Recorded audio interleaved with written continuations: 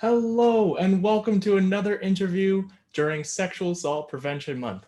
My name is Lucas Schaefer, and I'm the MENding Program Coordinator at the Kawartha Sexual Assault Centre. During this entire month, we're still raising a fundraiser, so please donate what you can, available on our Facebook page at Kawartha_SAC. Today's topic is male leadership and male role models. And I'm so excited to have an amazing MENding alumni here to talk about everything prevention education. I'll let him introduce himself. I'm Holden Lowes. I recently completed my second year at Trent University in the biology program. I'm a huge sports fan. I grew up in Peterborough. I played hockey and lacrosse all the way up. Um, I still play for the Junior Lakers here in town, so I'm still involved in the sports community that way. As Lucas mentioned, this past November, I recently, I guess, could say that I'm a volunteer with the Kawartha Sexual Assault Centre, and I completed the MENding program. And I've had some opportunities to facilitate or co-facilitate some elementary school cohorts as well as a MENding cohort, which is really cool. It's always fun to get together with a group of people that are have the same desires as me. So yeah, that's who I Thanks so am. much, Holden. Yeah, prevention education has looked a lot different this year, and it's been awesome to have you join in on those like webinars that we have with those students. So, along the lines of prevention education, Holden, what does prevention education mean to you? What does it look like in your everyday life? In terms of like meaning, I guess I now am learning things that I wish I had learned in elementary school. So I think that just having us, even and anybody else, teachers and peers that are able to educate our youth about these sort of topics is good. I think to expose them at a young age because I think it would go a long way in the development of humans. And so I think that if you have that knowledge from early on, it will stick with you as you grow as a person and sort of form your ideals about gender and sexual based violence. So, yeah. And then in terms of what that looks like to me, I think that my time with KSAC has really opened up my eyes to how many different things it can look like. I mean, it can be in a classroom setting, like I've talked about. It can just be sitting around with a group of buddies and calling them out on stuff that they've been able to get away with for a very long time. Like for me personally, it's pretty prevalent in sporting dressing rooms and stuff to make sexual jokes and stuff like that. And even though they may not have malicious intent, it still is not right by any stretch of the imagination. So, or I mean, it could just look like sitting around a campfire at the lake now that it's cottage season and there's some deep conversations that can happen there. So, just getting that sort of thing out in the open and discussing it can be healthy. So, Wow, thank you, Holden. And and I'm so glad that you brought in that like those conversations can look like a variety of different ways and are can take place in different contexts, right? Like you can have sports related conversations, you can have it with your friends and family, and then it's all important. It's all these necessary conversations that we have to have. So, because today's interview theme is male leadership and male role models, I want to ask you, what does it mean to be a good male role model? And what do you think a good male role model's impact is? I think that a male role model can look like different things to pretty much each individual. So, in my opinion, anyway, I think that a good male role model would be approachable. I feel like it's hard to have some of these conversations, especially with men, whether it's because they get their back up or stuff like that. So, just idealizing somebody that is able to have these discussions, I think, is a healthy thing. Just having moral and ethical ideals as well. I think that being supportive too, like physically, emotionally, I think that, yeah, just being open to different scenarios, I guess, is something that being flexible, I guess, is something that I try to be and try to be open-minded.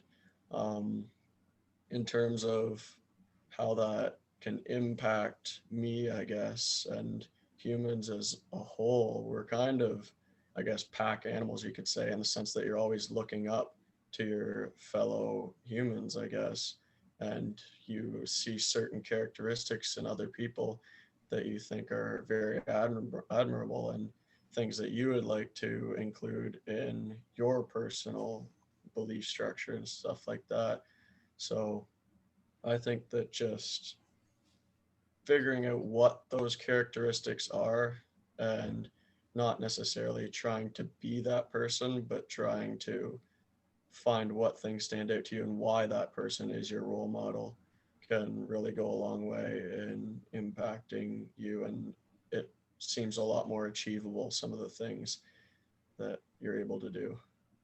Wow, excellent. Thank you so much, Holden. And this, I think, this this has reminded me of the different conversations that we had in the MENding program, right?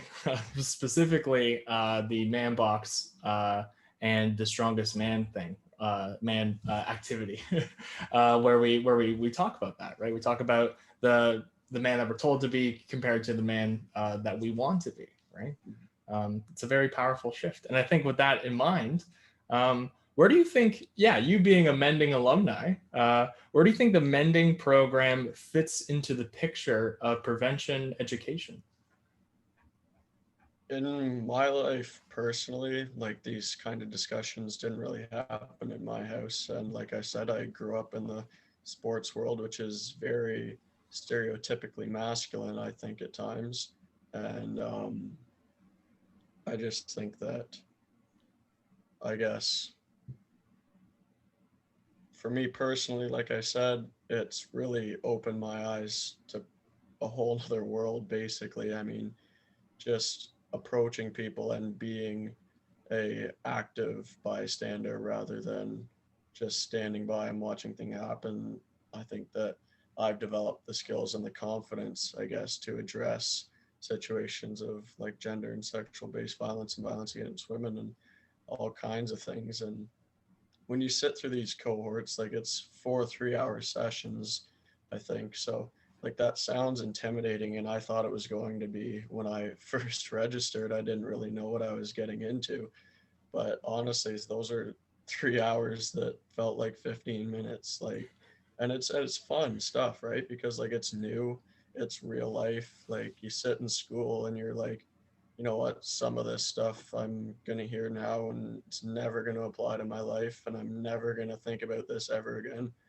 But sitting through those 12 hours, it's like you talk about stuff that you literally see just walking down the street every single day. It doesn't matter where you are in the world, it's everywhere. So it's so applicable, I think, which is why it's so enjoyable and why it's so impactful on people. Thank you so much, Holden. Just like highlighting what I think we hear from a lot of MENding alumni, that that you feel more conscientious about what's going on regarding gender-based and sexual violence and more prepared. And I think in your answer you mentioned a kind of like, yeah, where is this impact felt when we have these like meaningful conversations and you have these really rich convos? Like, where where do you feel and see the impact of the program in your everyday life? Yeah, exactly. I think too that like having people that want to have these discussions with you is so encouraging because sometimes people just roll their eyes at you and like I think we've discussed too that you're not really going to change a person with the snap of your fingers. So 12 hours probably wouldn't even fully change a person, but just like sticking with it and discussing and kind of making it a norm, a societal norm is kind of where I think we're headed, which is really encouraging. And that's the goal, right? Is to raise as many male leaders as we can with the knowledge of this in mind, and helping to create a new normal, right? A new culture of consent. That's wicked, Holden. Thank you. Yeah. Amazing. So we've covered a lot of different things in our interview today, but I wanted to ask you if you had any final words to any survivors of sexual violence and gender-based violence watching today, as well as their supporters. Any final words that you have for them? I think that I would like to say thank you to the survivors that have stepped forward and have pretty much made this whole thing possible. Like, if those people didn't have the bravery, I guess, to step up and speak out, we wouldn't have the understanding that we do now. And it has really helped us teach and grow, I guess, as a program and hopefully a world, I guess, shortly. And to like those watching, I guess, and to those that haven't spoke out yet, I mean, you have lots of options and lots of support. And just my time at KSAC has really opened my eyes and helped me grow as a person. And it does take a lot of stress off your shoulders to have these conversations with people, and having people that are so understanding is a great resource, especially when it's right in your backyard like KSAC. Um, and then, as I started to say there, to like people like myself that are either watching this or see a poster on the street or just walk by the KSAC building, I mean, like, I didn't think in a month of Sundays that I would ever have the knowledge that I have now. So if you're thinking that it's a little bit ridiculous, I mean, just try it. I did, and I wouldn't change it. I'm so happy that I did. And for those that are interested, just do it. You're not going to lose anything. You're only going to gain knowledge. So it's a win-win situation in my mind. Thank you so much. And as Holden was talking about, we have those 24/7 crisis support lines, both phone, text, and online web chat, all available at kawarthasexualassaultcenter.com. And with that, that concludes our interview. I want to thank Holden so much for coming on and sharing his experiences and his answers to our questions. And thank you so much. Take care.